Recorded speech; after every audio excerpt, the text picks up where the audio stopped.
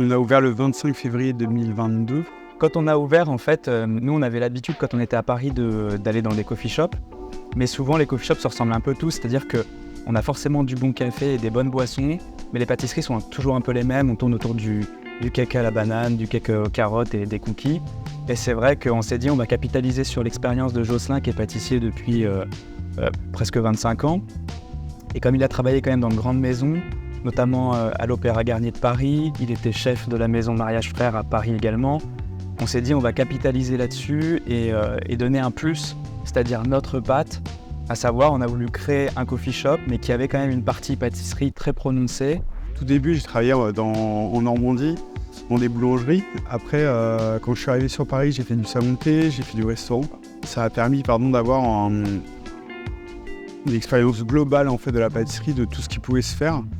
Et d'avoir tous les goûts, les saveurs, les textures aussi qu'on pouvait travailler. Quand je travaille la pâtisserie, quand j'essaie de faire un gâteau, j'essaie toujours d'avoir tous ces aspects et dans le décor également pour que les gens puissent s'en rappeler.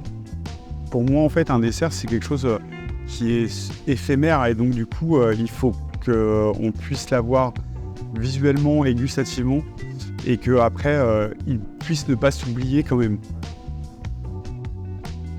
On prépare les plats pour le midi, on essaye toujours d'avoir des plats qui sont plutôt simples à préparer parce que c'est pas notre activité, c'est pas notre force. Nous, on a voulu faire des plats simples et sains pour les gens qui puissent être envoyés rapidement et pour que les gens qui travaillent, parce que c'est une clientèle essentiellement aussi le midi de personnes qui travaillent et qui ont besoin de manger assez rapidement et sainement. On a essayé d'avoir un menu avec un plat de viande, poisson ou végétarien pour que aussi on puisse découvrir aussi la pâtisserie derrière, les cafés et qu'on ait le temps dans un temps minimum de tout faire.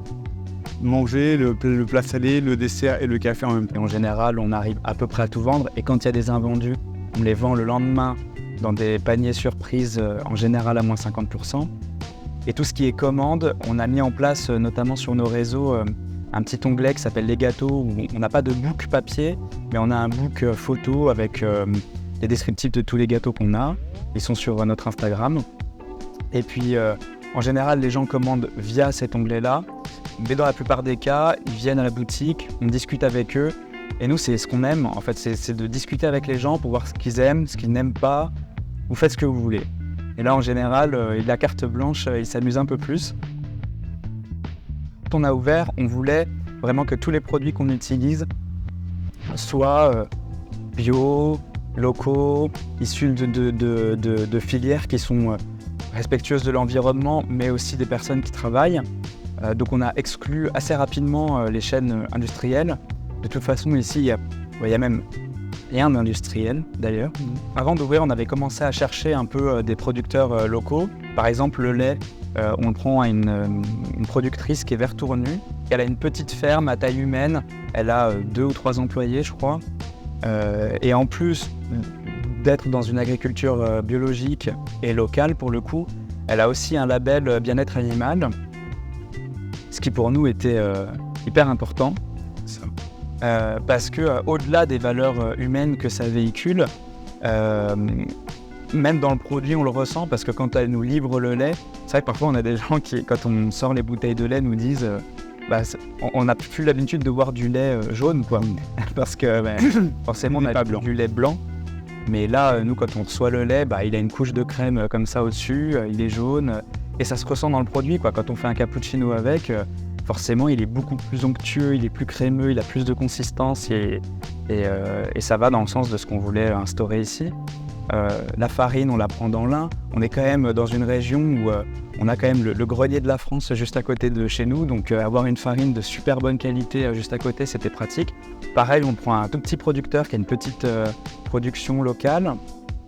Tous les fruits et légumes qu'on utilise sont français. Enfin, presque tous, il y a des choses sur lesquelles on ne peut pas faire l'impasse. Enfin, on est obligé de faire l'impasse, genre les avocats, l'ananas.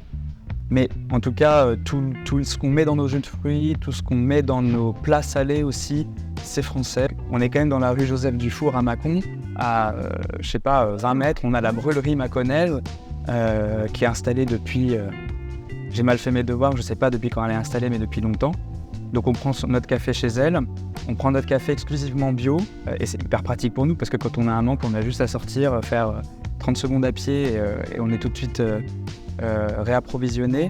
Et surtout, on a un café hyper frais, quoi. Pour le coup, à chaque fois qu'on va chercher le café, il est torréfié du matin. Pour nous, ce qui était hyper important, c'est le fait maison, mais à 100%, quoi. C'est-à-dire que moi, personnellement, j'aime pas aller dans un restaurant et savoir que le dessert qu'on me sert ou que le plat qu'on me sert, c'est de l'industriel décongelé. Ou vraiment, quitte à faire ça, autant ne pas faire ce métier. Les gens disent que ce qui est bien ici, c'est que les pâtisseries sont pas trop sucrées, etc. On a aussi beaucoup ce retour des gens qui nous connaissent, des gens qui nous ont vus travailler, que ce qui importe aussi beaucoup, c'est qu'on fasse tout nous-mêmes, mais à 100%. C'est-à-dire que même le pain que vous mangez avec votre plat le midi, c'est Jocelyn qui le fait le matin. Par exemple, là en ce moment on fait un matcha à la fraise, alors que Jocelyn va choisir ses fraises, va faire son coulis lui-même, ce qui implique que comme il n'a pas de conservateur, on doit le refaire régulièrement, mais du coup on a un produit ultra frais et ça se sent en bouche, quoi. C'est quelque chose pour nous qui était hyper important, que tout ce qui est fait ici soit fait maison et que rien ne soit industriel.